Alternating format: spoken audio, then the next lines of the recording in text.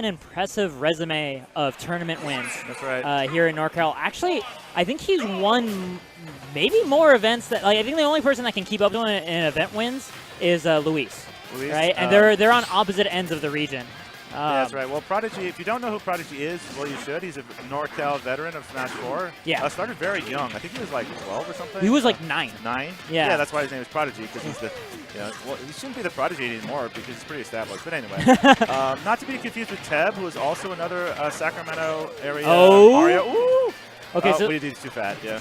Right off the bat, I'm going to have to say, if you're fighting a Mario, you do not accept Pokemon Stadium. This has a shorter ceiling, so if Mario actually catches you with the reset on either of those 2 platforms, he can ladder most characters off the top with his up B. Oh, that makes sense. But do you take this over Battlefield? Battlefield has that same risk, but honestly, you ban both of them. You make a pick between FD, Smashville, and Lilat, because if you die off the top there, it's because of poor DI. That makes sense, but maybe WNF is very comfortable with the stage. It does give him a lot of space to play with his Gordos. I do definitely approve of that. And he is Prodigy giving that Penguin a wash, and only at 21% after that first one. I like that KingWiiDD is still like keeping his wits about him, right? He's finding these tilt spacings, he's not getting impatient. You can tell a seasoned heavy pillar because when they're down by a huge amount in the beginning of the game, they're not sweating at all. Right. They don't change their strategy. They know it works. Yeah. I mean, they make adjustments to the opponent, but overall strategy stays the same. Yeah. Because they're confident in what they do. And also as a day-to-day player, you just get used to fighting from behind. I mean, that's just kind of how the character goes. Yeah.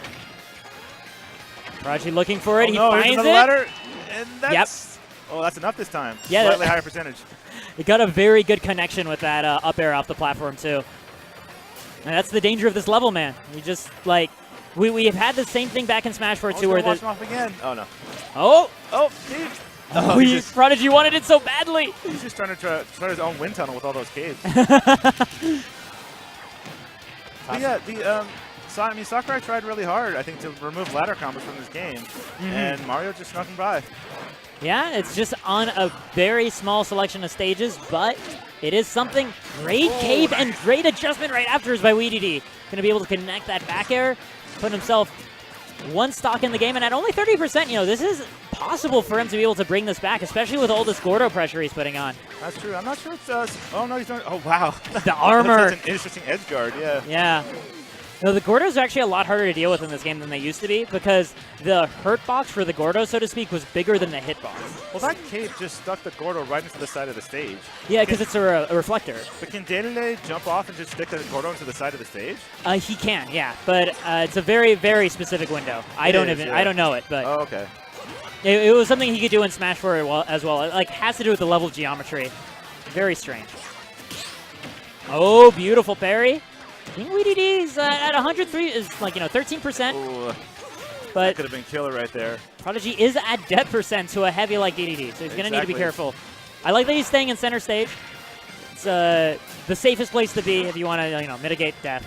It's a long time limit. If you've got like over 5 minutes, you can just play your patient game and let your opponent come to you and see if they get impatient. There's no reason not to. Chilling right down there, finding himself the back air, not anything more than that, which is, again, like you said, Dave, it's just a good sense of you have the lead, you don't need to necessarily gamble, right? That's exactly right.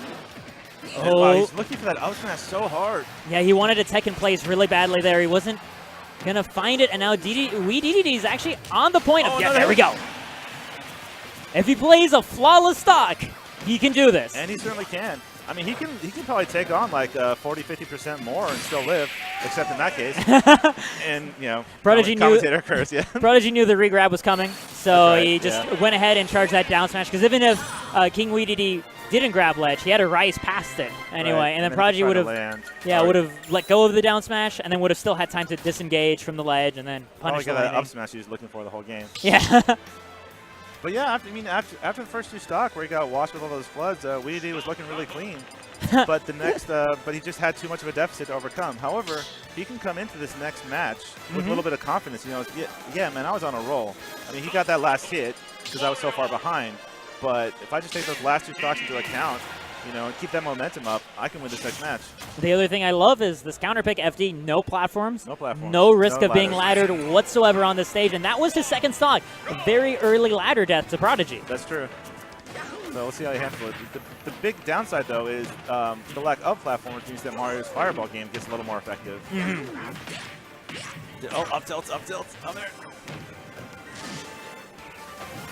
And I like how he's content. This is something, too.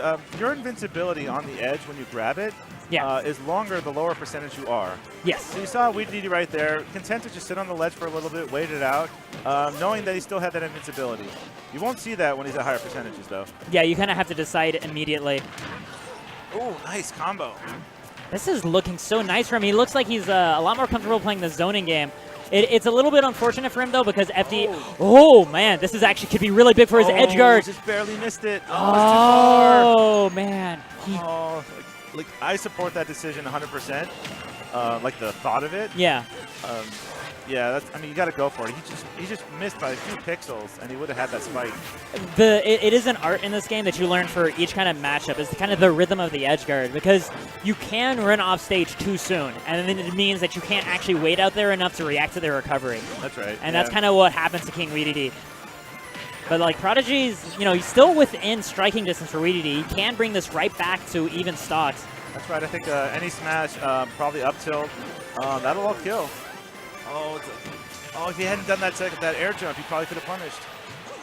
Just looking for the Gordo on the ledge. Oh, an air dodge. Prodigy, I think, was getting a little bit concerned about that Gordo.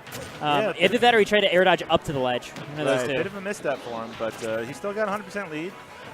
He's looking a lot more comfortable on the stage, using the space very, very well. Yeah.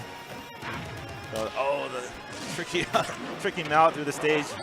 Oh, Prodigy really wanted the dunk. It's always good to force the opponent to respect. A beautiful reaction right there. Looking very clean right now. And, just sent the way at the edge. Yeah, he's getting a little wise to the mouth of the stage, even though he got hit right there. He's starting to adjust. You can tell how much of as a player Prodigy has grown, because he really recognizes how just existing next to WiiDD is putting pressure on him, right? He's actually just approaching WiiDD, doing nothing, and punishing his panic. That's right. I've been noticing that a little bit. It's really hard to play like that. It's just, ooh. That was a good abuse of the system in this game, where you can attack out of a spot dodge sooner than you can do any other action, like 5 frames sooner. He also could blow him off the stage. Can you get by this? Oh, you were talking about that ledge invincibility. That's right, and he got hit by the Gordo as well. Just on the way out, just like this. Oh, that was almost. Wow. I don't think that would have killed Dedede, but it's always impressive to see that. Oh, yeah, fades back with the fair just in case WiiDD gets impatient recovering to the stage. And I like that too, because Prodigy ensures that WiiDD had to have faded out, which then gives him a solid ledge trap right afterwards. Right, and Prodigy's starting to get a lot more pressure off of these Gordos himself. That's not going to break shield. Gonna get a back throw, another opportunity. We're going to get ourselves a bit of water to wash off this Penguin, but WiiDD comes swinging with the hammer. This is anyone's game right now. It actually is. This is a solid smash read, and we've seen WiiDD get a lot of them already. Will end Prodigy's life. And we're seeing a lot more reserve from Prodigy. He's aiming just with the back airs. Yeah, WiiDD remembers the last time. Ooh, is he going to get the down smash? Oh, he didn't get the 2% or 2 frames. Oh, no, he went the wrong way. Okay, still alive, though. Oh, just barely. And so much emotion by WiiDD. Just the moment he saw his down smash was seconds too late. Why?